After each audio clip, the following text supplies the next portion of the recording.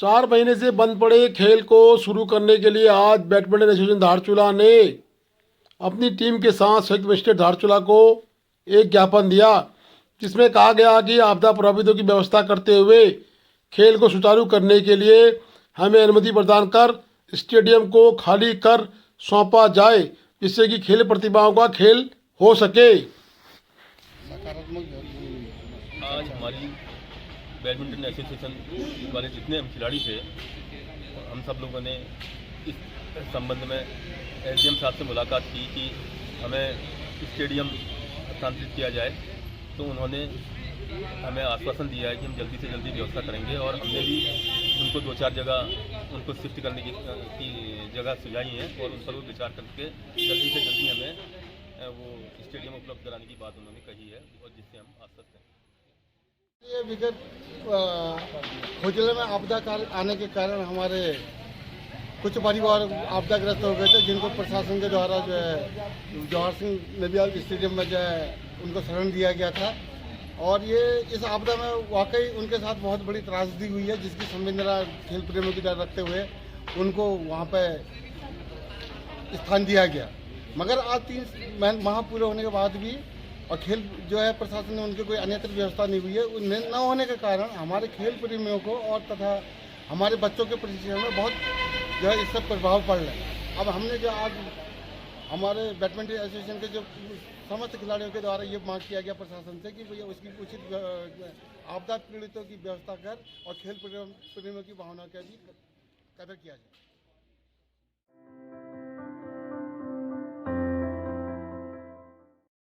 चौंदास के ग्रामीणों ने आज संयुक्त मजिस्ट्रेट धारचूला को भेंट कर चौंदास की ऑर्गेनिक खेती का उपहार भेंट किया। साथ ही उन्होंने चौंदास की क्षेत्र की समस्याओं को भी आज संयुक्त मजिस्ट्रेट धारचूला को ज्ञापन के रूप में प्रस्तुत किया, जिसमें उन्होंने मिनी स्टेडियम व सड़क मुख्य मुद्दे पर वार्ता की।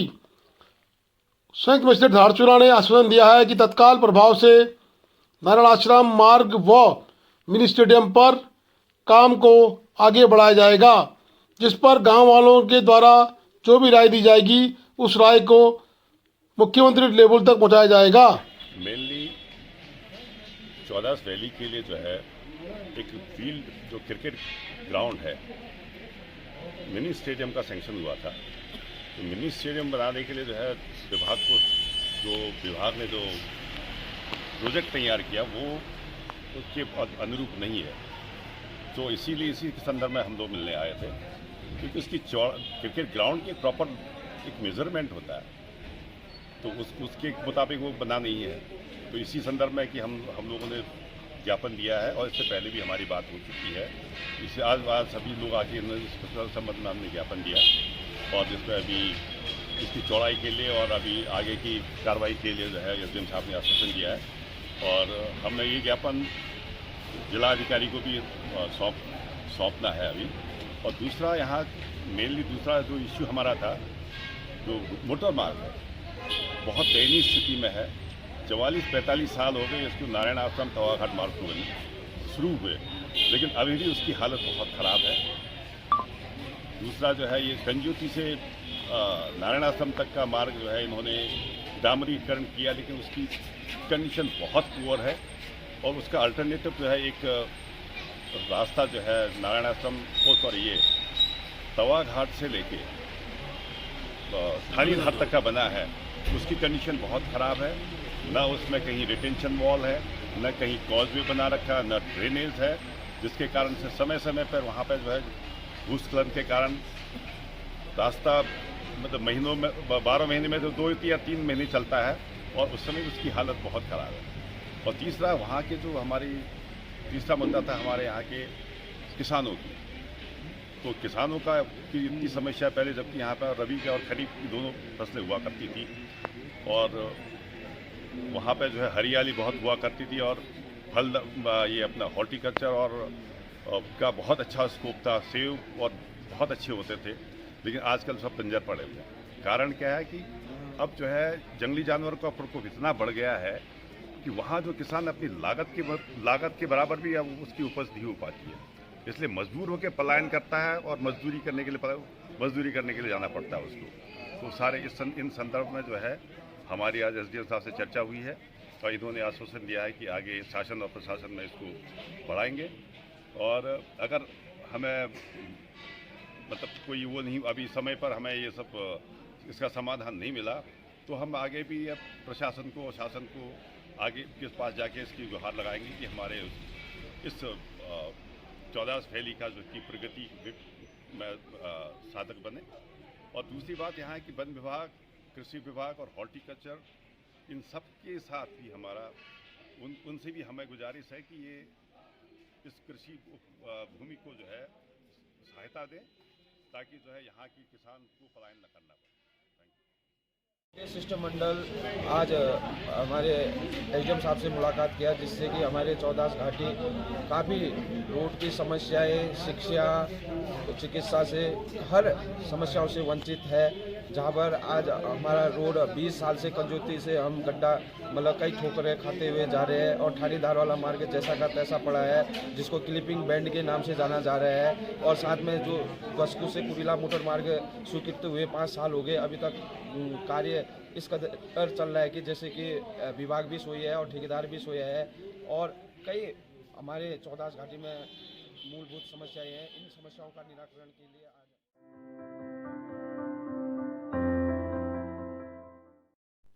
कोतिला आपदा प्रभावितों ने आज फिर अपने विस्थापन की मांग की। साथ ही ठंड बढ़ने के कारण कहीं न कहीं बढ़ते खतरे को भी उन्होंने आज पूर्व प्रमुख राधा बिष्ट के साथ वार्ता के समय कहा कि हमें तत्काल विस्थापन दिया जाए, जिससे कि हम लोग अपना जीविका उपार्जन कर सकें। पूरा फंसाव लग रहा है।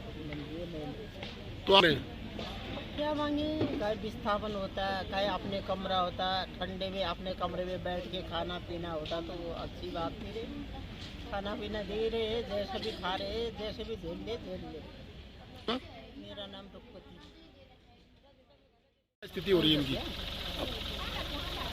हम लोग, मैं जब यहाँ पर आई इन लोगों से मिली, तो इनका अभी का जो दर्द है वो दिख भी रहा है। ठंड का मौसम भी है, तो मेन है इनका पुनर्वास का। जो 15 परिवार हैं नाम पर जिनका जमीन है, तो इनका बोलना है कि उनका विस्थापन हो चुका है। बाकी के जो शेष परिवार हैं उनका ग्रांट था या फिर इनके पास कोई दस्तावेज नहीं है, तो उसमें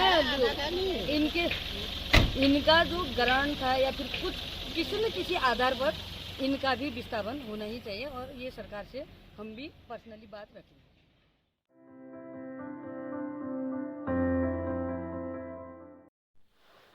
धारचूला के जवाहर सिंह नंदयाल स्टेडियम में आज मुख्यमंत्री के द्वारा वर्चुअल रैली के माध्यम से ओपन जिम का उद्घाटन किया गया।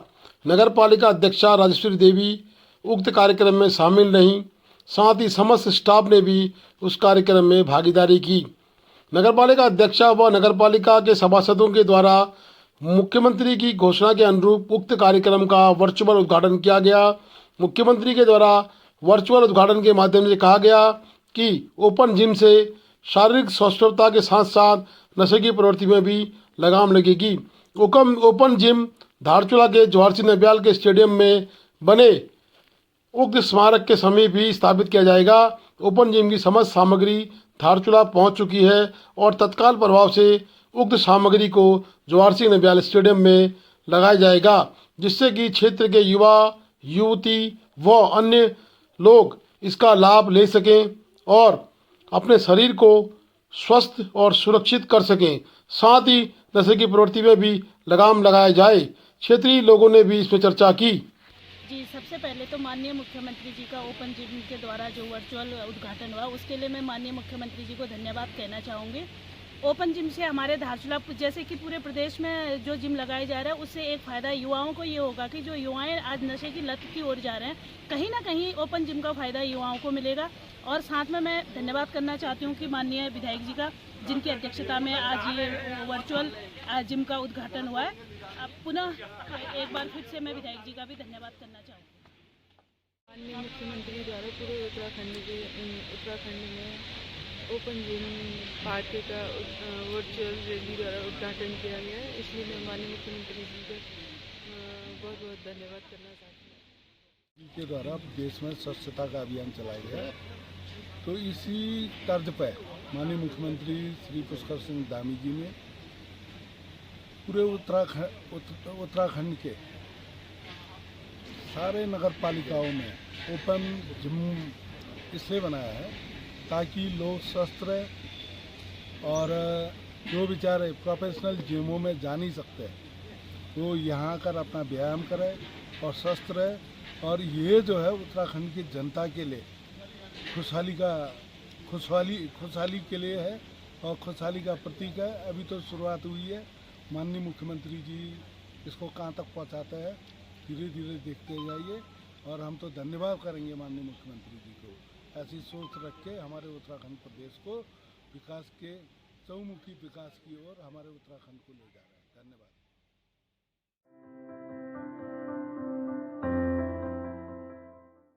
खोतिला प्रेमनगर की कहानी भी अनूठी है।